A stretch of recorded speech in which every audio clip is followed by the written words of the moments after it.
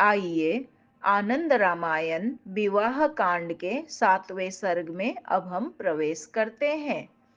12 कन्याओं के विवाह महोत्सव के दर्शन के लिए ससैन्य राजाओं का एवं मुनीश्वरों आदि का अयोध्या आगमन गंधर्व कन्याओं एवं नाग कन्याओं के साथ हुए लव आदि कुमारों के विवाह महोत्सव का वर्णन अयोध्या नगरी का आनंद।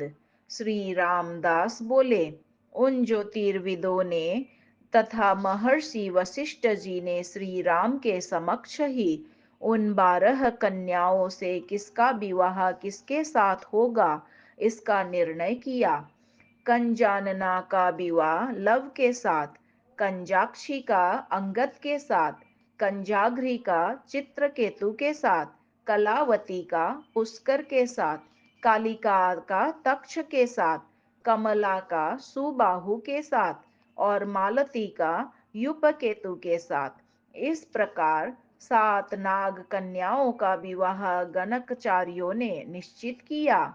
इसी प्रकार चंद्रिका का अंगद के साथ, चंद्रास्या का चित्रकेतु के साथ, चंचला का पुष्कर के साथ, चपला का तक्ष के साथ और अचला का सुबाहु के साथ। इस प्रकार से 5 गंधर्व कन्याओं का विवाह उन दैवज्ञ ब्राह्मणों ने निश्चित किया। रघुत्तम श्री राम ने गुरु वशिष्ठ जी तथा ज्योतिषियों के निश्चय को स्वीकार किया और फिर उन्हें विदा किया। तदंतर श्री राम सीता के पास आए और संपूर्ण समाचार उन्हें बताया। इस प्रकार विवाह की तिथियां निर्धारित हो जाने पर तथा किस कन्या का विवाह किसके साथ हो इसका निर्धारण हो जाने पर सातों द्वीपों में निवास करने वाले मुनीश्वर तथा राजा अपने अपने अंतःपुर के साथ बालकों को लेकर और अपने अपने पुरवासियों तथा जनपद निवासियों को साथ लेकर विविध वाहनों में सवार होकर अयोध्यापुरी आ पहुँचे। उस समय उन सभी के वहां आने से अयोध्यापुरी और भी अधिक सुशोभित हो उठी। राक्षस राज विभीषण वानरी सेना के साथ सुग्रीव अपने दोनों पुत्रों के साथ राजा भूरी कीर्ति राजर्षि जनक युधाचित तथा कौशल्या और सुमित्रा के भी बंधु बांधव अयोध्या में आए। बैसाख मास के शुक्ल पक्ष के आने पर श्री राम ने गुरु वशिष्ठ तथा मित्रजनों के साथ अभ्यांग पूर्वक स्नान किया और फिर लव का मांगल्य स्नान कराने के लिए स्त्रियों से कहा।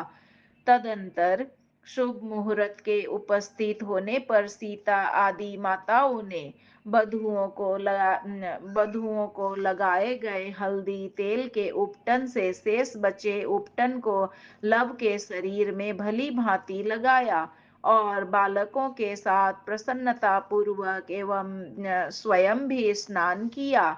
उस समय अनेक प्रकार के वाद्यों का मंगल घोष हो रहा था। तदंतर श्री राम ने ब्राह्मणों के साथ देवता की प्रतिष्ठा की। सर्वप्रथम विधि विधान पूर्वक भगवान गणेश की पूजा की और फिर विस्तार पूर्वक पुण्यवाह वचन कर्म को संपन्न किया। तदंतर प्रसन्न मन होकर उन्होंने मुनीश्वरों की पूजा की। शुभ मुहूर्त में वे पन्नगों के भवन में गए और लव का विवाह संपन्न किया। चौथे दिन बांस के पात्र में रखे गए रत्नमय दीपक के द्वारा श्री राम की आरती उतारी गई। उस समय स्त्रियों के साथ मंडप में विराजमान श्री राम की अत्यंत शोभा हुई। तदंतर अपने भवन में आकर श्री राम ने अनेक प्रकार के उत्सव महोत्सवों के साथ लव के द्वारा श्रेष्ठ लक्ष्मी पूजन को कराया और फिर अनेक प्रकार के दान दिए। महोत्सव में आए हुए सभी राजाओं, नागों, गंधर्वों, मित्रगणों, पुरवासियों एवं जनपद निवासियों आदि ने अनेक प्रकार के वस्त्रों एवं आभरणों के द्वारा श्री राम की तथा लक्ष्मण की आदि की और कुश आदि कुमारों की पूजा की। तदंतर उन राजाओं की रानियों, मित्रों की पत्नियों, नाग पत्नियों, गंधर्व पत्नियों तथा अन्य सभी स्त्रियों ने भी पृथक पृथक रूप से सीता आदि का विविध वस्त्र अलंकारों से पूजन किया। इसके पश्चात सीता जी ने भी उन मित्र पत्नियों तथा राजरानियों का वस्त्राभूषणों से भली भांति पूजन किया। श्री राम ने भी मित्रों, पुरवासियों, गंधर्वों, पन्नगों तथा सभी राजाओं को अनेक प्रकार के वस्त्राभूषण एवं वाहन आदि प्रदान कर उन्हें सम्मानित किया। इसी प्रकार से श्री राम जी ने बैसाख मास के शुक्ल पक्ष में कुमार लव का विवाह संपन्न किया और बैसाख कृष्ण पक्ष में लक्ष्मण पुत्र अंगद का विवाह बड़े महोत्सव एवं समारोह के साथ किया। इसके पश्चात ज्येष्ठ मास के शुक्ल पक्ष और कृष्ण पक्ष में क्रमशः लक्ष्मण पुत्र चित्रकेतु और भरत पुत्र पुष्कर का विवाह श्री राम जी ने अत्यंत प्रसन्नता पूर्वक किया। विवाह के अनंतर श्री राम ने आए हुए सभी राजाओं आदि का सम्मान कर उन्हें विदा किया। मार्गशीर्ष मास में पुनः उन सभी राजाओं आदि को आमंत्रण देकर बुलाया और प्रभु श्री राम ने भरत के पुत्र तक्ष और शत्रुघ्न पुत्र सुबाहु का विवाह किया। विवाह के अनंतर श्री राम ने सभी राजाओं तथा सुहृदजनों के जाने की अनुमति प्रदान की। पुनः माघ मास में आने पर उन सभी को आमंत्रण देकर बुलाया और बड़े ही समारोह के साथ शत्रुघ्न पुत्र यूपकेतु, लक्ष्मण पुत्र अंगद और लक्ष्मण के पुत्र चित्रकेतु का विवाह संपन्न किया।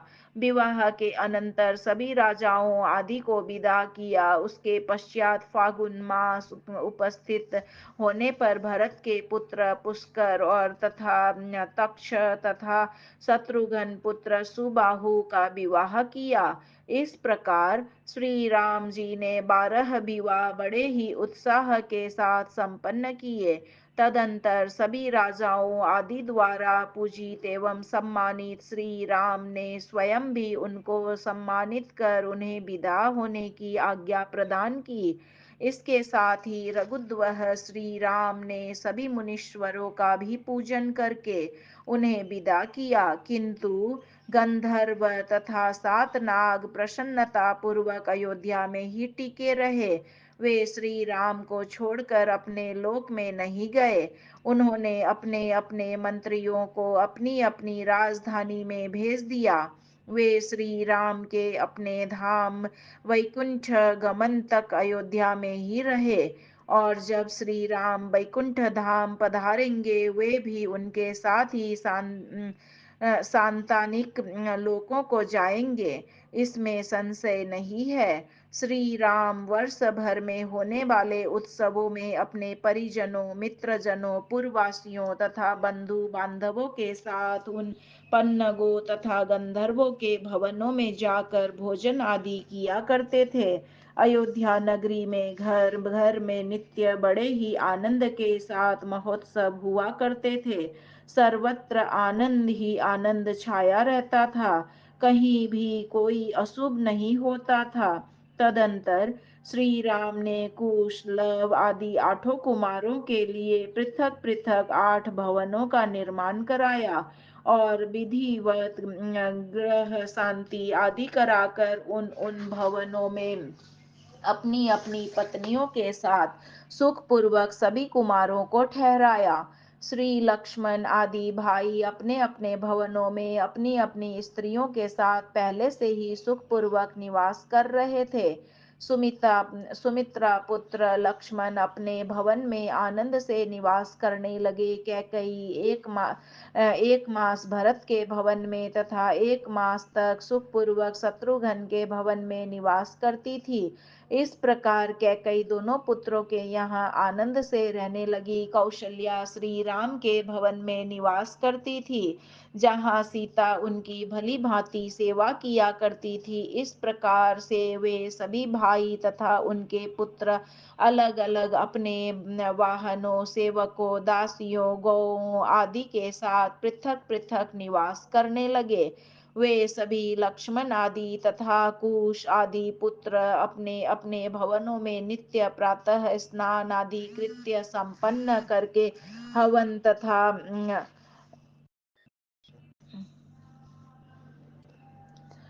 तथा शिवार्चन किया करते थे। तदंतर गौओं तथा ब्राह्मणों की सेवा पूजा करके वे श्री राम के समीप आते थे और श्री राम तथा सीता जी को प्रणाम करके अपने अपने दिव्य आसनों पर विराजमान हो जाते थे।